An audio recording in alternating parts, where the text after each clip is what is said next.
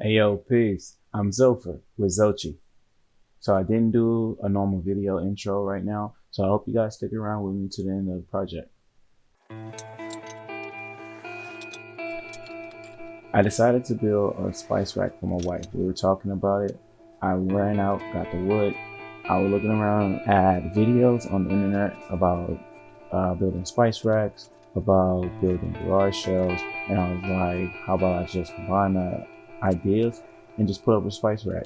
So the spice rack, in theory, would only hold spices, but I knew that it had to be long enough to hold anything extra that came to mind, like kitchen toiletries, perhaps decorative items, novelty items, fruit, vegetables, spices, herbs, whatever it may be used for in the future. And that's exactly what it's being used for today. So I planned ahead and it worked. But right now, I'm just getting down my pre-drilled holes just to make sure everything stays lined up before I actually start drilling. By the time I did start drilling, everything was pretty flush and ready to go. There was a little shifting in the boards, but I was able to make those adjustments as needed.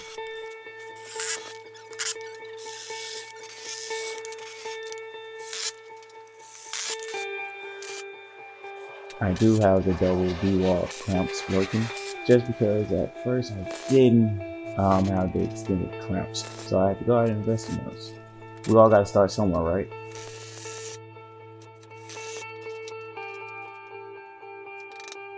Right here I'm using 2.5-inch Torx Phillips head screws. Torx is my favorite screw to use when I'm doing these wood projects. I'm a rookie. It's my best one that I ran by. I like how it actually tears and pulls into the wood without it actually splitting, even on the smaller part.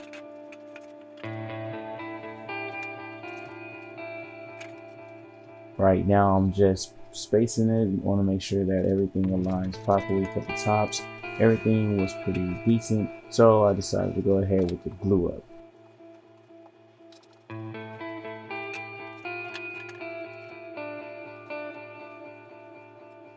What I came to discover later was that although everything looked great on top, it would not actually work by how I planned on mounting these shelves. It possibly could have, but in the end, it wouldn't have worked just because I plan on doing these as vertical shelves. So eventually I need to get them on the side to start mounting.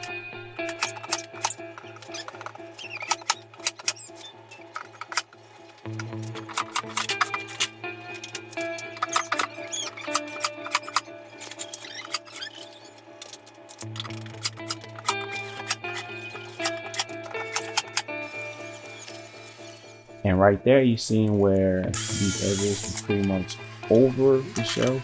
So I wanted to try to size them up. Pulled out the tape measure, pulled out my ruler, started drawing angles, pulled out the circle saw, and I wanted to rip those.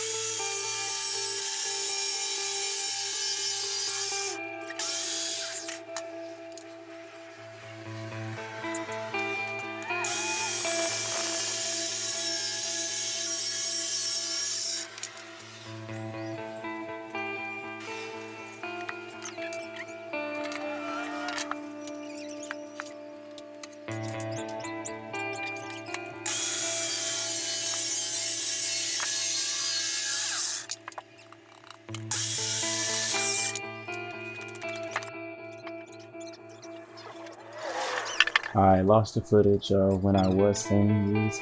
The dry time, I let them sit in the garage for probably about a day and a half, and then I came back to them, and this is what I was left with. I have the tarp on the ground just so it can protect the garage floor from the stain. The stain bled through, and the wood, of course, absorbed it, but it was cool. The underside wouldn't really be seen unless someone's looking for it, so the outside was great to go, and I decided to go ahead and start the mounting process.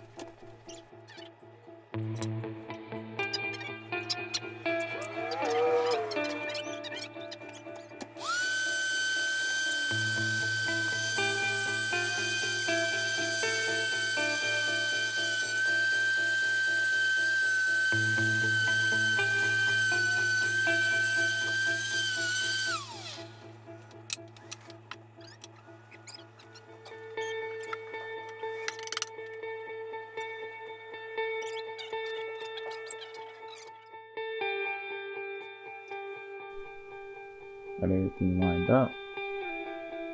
Go ahead and shoot them through.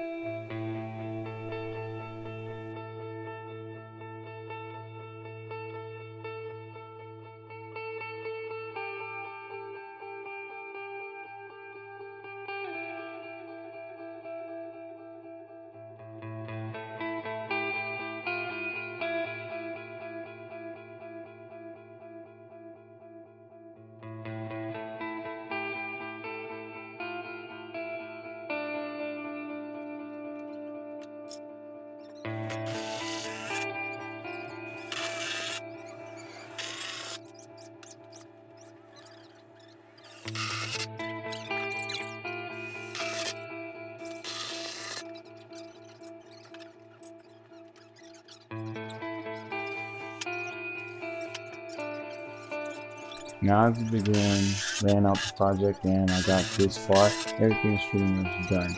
All I needed was to get the front legs mounted and we'll be all good.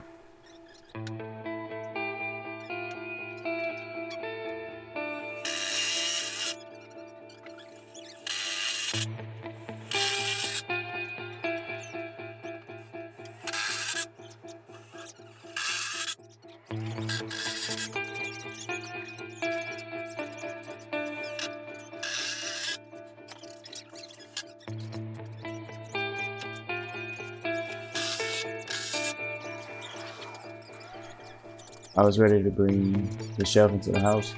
Believe it or not, I thought my brother was going to be able to help me with it. He wasn't available during the time, so my wife actually helped me bring it into the house, and it was heavy as hell. He said it was going to be heavy. I thought it was going to be heavy. She was saying it's going to be heavy. It was heavy as hell. And that was my finished product. The spice rack is on the right, and the floor table is on the left. The design for that floor table can be seen in a later video. And that is it, guys. Thanks for sticking around if you stuck around. Other than that, I'm Xopher with xoccxi. I'm out. Peace.